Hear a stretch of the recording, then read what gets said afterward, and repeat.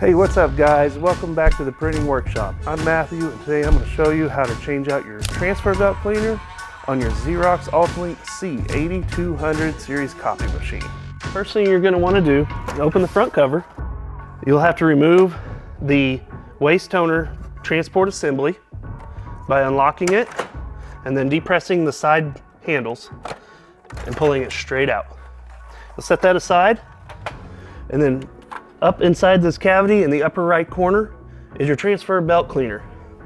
It's labeled Arch 6, and what you're going to want to do is twist the orange lock handle counterclockwise. You'll simply grab it and pull straight out on it. And that's your transfer belt cleaner.